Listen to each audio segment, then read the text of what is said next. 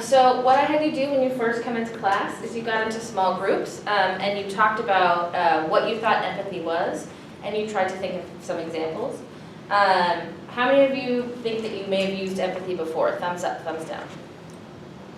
Okay, so in case there were any thumbs down, I want to go over a definition of what empathy is. So the first one we're going to use is from the Oxford English Dictionary, which is our most trusted word source, that says empathy is the ability to understand and appreciate somebody else's feelings and experiences. So if I ask you to walk a mile in someone else's shoes or see the world through someone else's eyes, I'm asking you to imagine yourself in another person's experiences, and that's what empathy is. We're going to talk a lot about empathy today because we are reading personal narratives in this unit, and we're going to look at them through a lens of empathy. A personal narrative is a story that someone told about something that happened to them in their own words. So for example, if Yvonne went home and wrote a couple paragraphs about what happened in class today in her own words, and then gave them to us to read, that would be a personal narrative. Thumbs up, thumbs down. Do you think you've used empathy while you were reading before? Yeah, so we've all used empathy, whether or not we know we're using empathy when we're reading. If you're reading a great book and the character is having a really fun time, and you imagine yourself having the time that they're having, if they're on an adventure, they're going through something sad and it makes you sad because you're experiencing that as well, you're using empathy. So this is a skill that you guys already have, you just may have not known what to call it. So we're going to do a game real quick that lets us practice empathy before we get into our text. So go ahead and get out your tape and put it on your shirt. If you are green, you can stay where you are.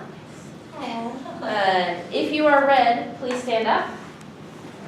Go to a wall and put your nose in the corner. If you are blue, please get up and come stand over here.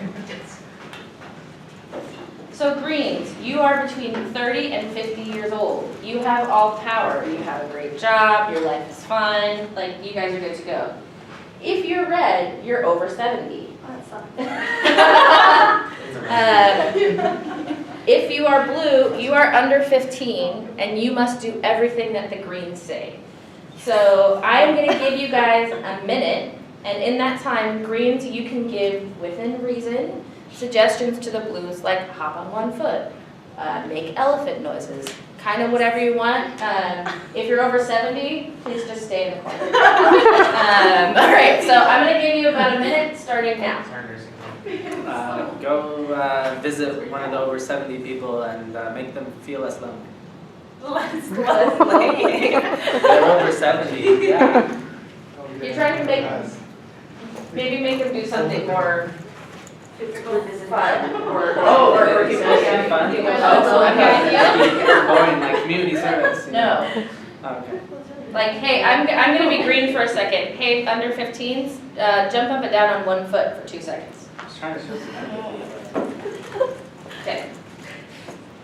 You have 2 young people. Now, make cow noises. Moo.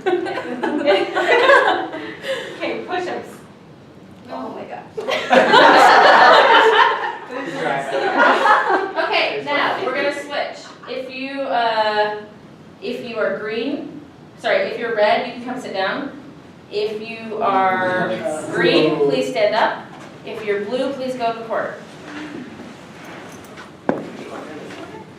Wait. Oh, yeah. Okay. So again, if you're in the 30 to 50 range, you have complete control over these guys, remember. They're under 15, they're minors. Yeah, so I'm going to give you a minute starting now to just sort of mess with them if you feel like it. Meow. If you don't, Meow. Hop like a frog.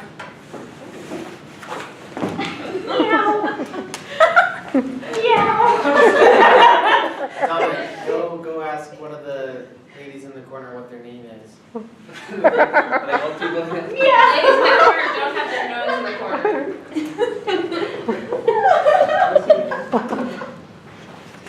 Kelby, what's your name?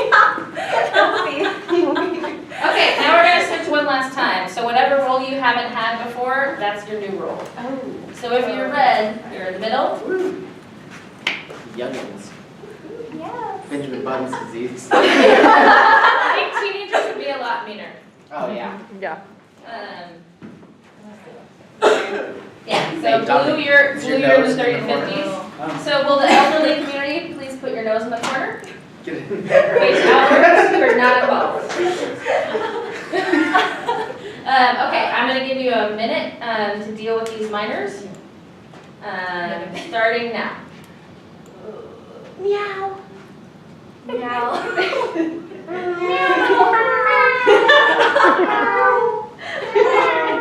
Hang on, pretty consistent. Try and pat your head and rub your belly.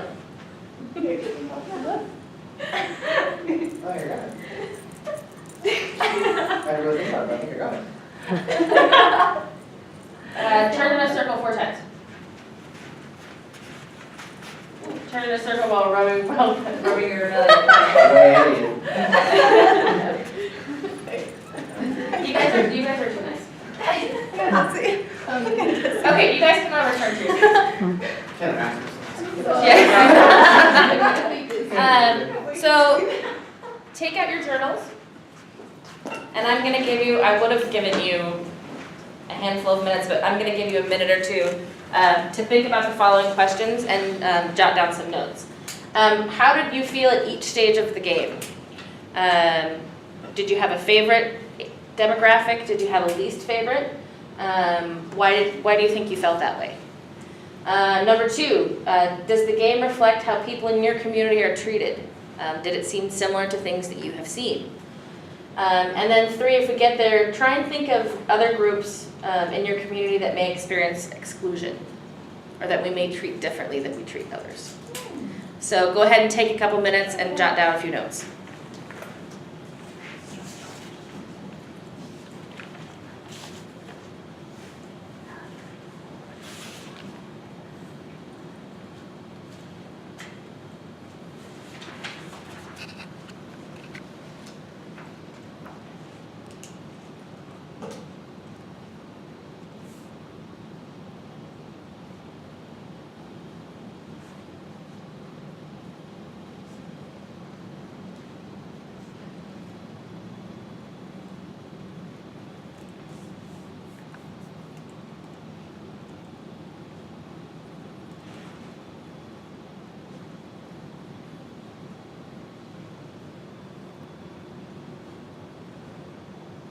I'm going to give you 1 more minute.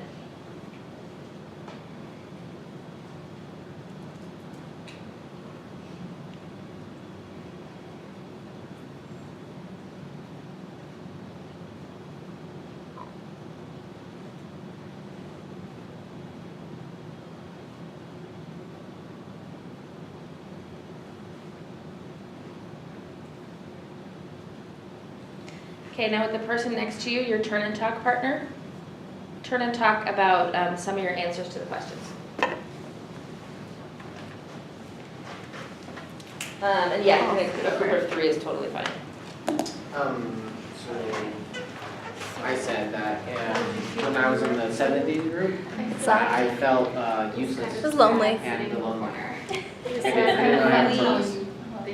But it was kind of warmed by And the when I was heater. 50s, I was too busy, telling other people what to When do. I to was really young the and being 30s told what to do power. by the I old was too busy. people, I felt like that's very telling other much people like what our to do, society really right now, enjoy where what I was college doing. interns are the slaves doing pretty much everything, And when I and was then a teenager, the middle-aged I people are told just what to do. maybe working hard and then just telling us what to do. When I was a teenager, I was like more nervous. How about you? You're gonna tell me? I agree. I felt the same way, especially for when we were younger.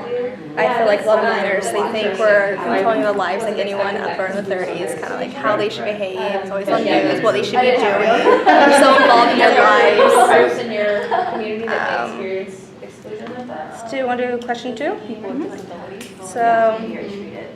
does it reflect how people in your community are treated? I think so. They ignore what's happening. I think we definitely ignore older people and we kind of forget them. We put them in their Retirement homes. Yeah, their retirement homes and just kind of leave them there and come visit during Christmas and stuff like that, and that's about it. That's what I felt like I was in the corner, and they just came by to say my name, say hi, this is, what's your name? Okay, bye, I did my job, I said So hello let's to you. start, let's come back together. I didn't give you any warning, I apologize. So Jessica?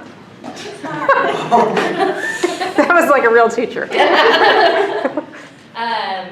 So, whose favorite group was the green group? The group sitting down, 30s to 50s. Raise your hand if that was your favorite. Raise your hand if your favorite was being in the 70-plus group. Raise your hand if your favorite was being the minors, the 15 and under. So nobody liked that one. Do you think that this activity sort of let you see things in other people's views? Anybody want to talk about what they felt at any of the stages that really impacted them that you talked about with your table groups? What you were saying about how as you were really, as a 30 to 50, you were so caught up in telling everyone what to do that you couldn't really have any rest. It's really interesting. And I heard this group talking about recognizing some other groups in their communities that might feel this way. So people with disabilities was brought up. Also, you could think about people of different religions. So what I'm going to have you do next is we're going to do some guided journaling. And I'm going to have you answer the following questions. And I'll have this printed out for you. I want you to pick 3 and answer them, and then we're going to talk about it tomorrow. How would you feel if you came to school every day without breakfast? How would you feel if you had a serious illness and felt sick most of the time? How would you feel if you always felt unsafe walking down the street? How would you feel if you looked different from everyone else in your class? How would you feel if you were the most popular student or the least popular student? And how would you feel if you were the only student that practiced your religion? And then we're going to talk about the 3 or 4 texts that we're reading from people's perspectives. Yep, that's it. Thanks.